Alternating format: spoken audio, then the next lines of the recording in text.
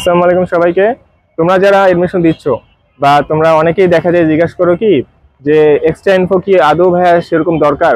আমি বলবো দেখো, এক্সট্রা ইনফো জিনিসটা হচ্ছে কি, তুমি যখন সব পড়ে ফেলছো, তোমার কাছে যখন বেসিক যেই বইগুলো আমরা পড়ি বা যেগুলো ফলো করি, যেমন বায়োলজির ক্ষেত্রে আমরা জানি বোটানি আবুল হাসান স্যার, এদিকে জুলজি হচ্ছে আজমল স্যার, এগুলো পড়ার পরে যদি তুমি স্যাটিসফাইড হও যে না ভাইয়া এখান থেকে আমার সব পড়া শেষ, তখন তুমি এক্সট্রা ইনফো পড়তে পারো।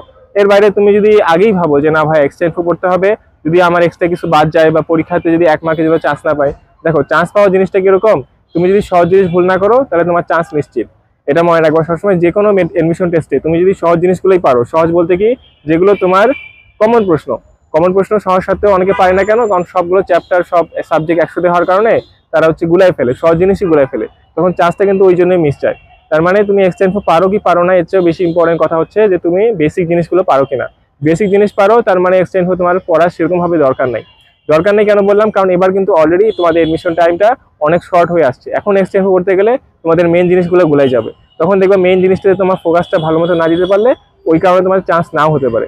আমি আমার ক্ষেত্রে বলি, আমি কিন্তু এক্সট্রা ইনফো সেভাবে পড়ি নাই, কারণ আমি জানতাম যদি আমি সহজ জিনিসগুলো ভুল না করি তাহলে ইনশাল্লাহ আমার চান্স হয়ে যাবে। আর আলহামদুলিল্লাহ আমার বিএমসিতেই চান্স হয়েছে। তো আমি মনে করি তোমরা যদি এভাবে একটু এক্সট্রা ইনফোকে তুমি পড়বা, এত বেশি পড়বা না যে তোমার মেইন ইনফোটা কোনো তোমার মাথা থেকে চলে যাচ্ছে। তো আজকের জন্য এইটুকুই। ইনশাল্লাহ তোমরা যদি এইভাবে পড়তে পারো তাহলে তোমরা অবশ্যই ডিএমসি সহ যে কোনো মেডিকেলে চান্স পেতে পারো। আর সবকিছু আল্লাহর উপরে, তোমরা আল্লাহর উপর বিশ্বাস রাখবা, নিজের পরিশ্রমটা ঠিক রাখবা, ইনশাল্লাহ তোমাদের হয়ে যাবে। তো আজকের জন্য এইটুকুই। আসসালামু আলাইকুম।